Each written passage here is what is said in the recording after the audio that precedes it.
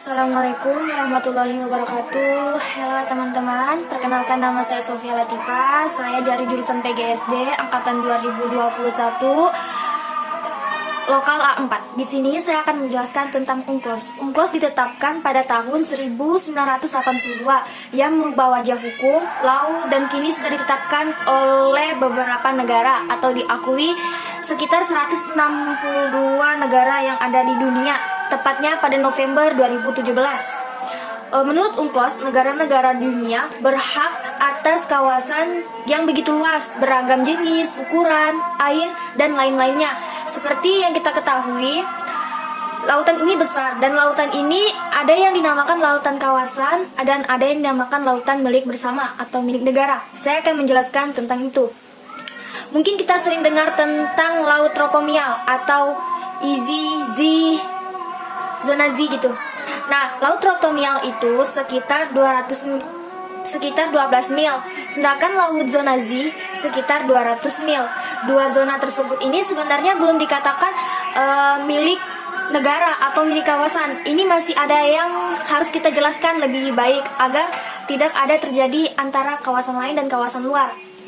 Di sini akan saya menjelaskan apa itu garis pangkal. Garis pangkal itu adalah garis di mana air ke daratan dan air dari surut. Seperti ini. Ini dikatakan garis pangkal dan ini dikatakan air laut. Dan dari ujung sini dihitung ke lautan ini yang 200 mil ini itu disebut namanya garis pangkal. Oke, selanjut. Zona pertama diukur disebut dengan laut tropomial yang lebarnya 12 mil dan di atasnya ada kebawahan air dan di bawahnya ada kedalaman air dan di atasnya ada kedalaman udara. Seperti ini. Dia tropomial, daratan, dan bawahan. Ini ada 3 bagian. Saya akan menjelaskan tentang zona pengubahan yang meliputi air laut saja, yang meliputi garis pangkal maksimal 24 mil di kedalaman laut lebih dari 200 mil, maka dikatakan laut bebas. Seandainya ada ini kita misalnya air ini A, pangkal A, dan ini tropomial, dan selebihnya di atas tropomial atau yang lebih dari tropomial itu dikatakan laut milik bersama.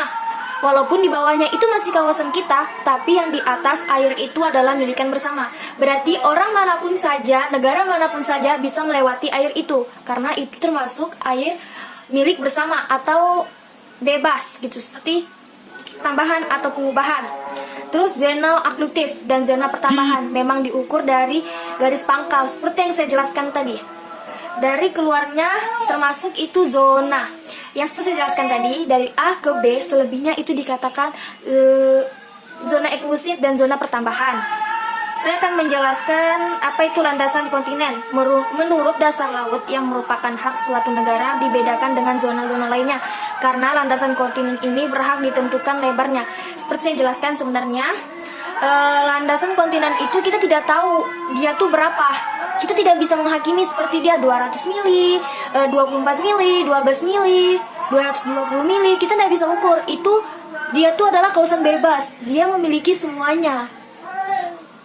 Nah, jika ada orang yang luar negara atau luar kawasan kita masuk ke daerah kawasan kita, itu sudah termasuk dia tuh melanggar aturan. Tapi kalau dia mengikuti syarat peraturan, mengikuti apa larangan kita, mungkin mereka tidak masalah. Tapi jika mereka melewati perbatasan yang 200 mili itu, maka mereka tuh masuk di kawasan kita dan mereka sudah melanggar aturan internasional. Seperti mereka melakukan penangkapan ikan, penjualan minyak gas, itu sudah melanggar peraturan internasional jika mereka ada di kawasan kita.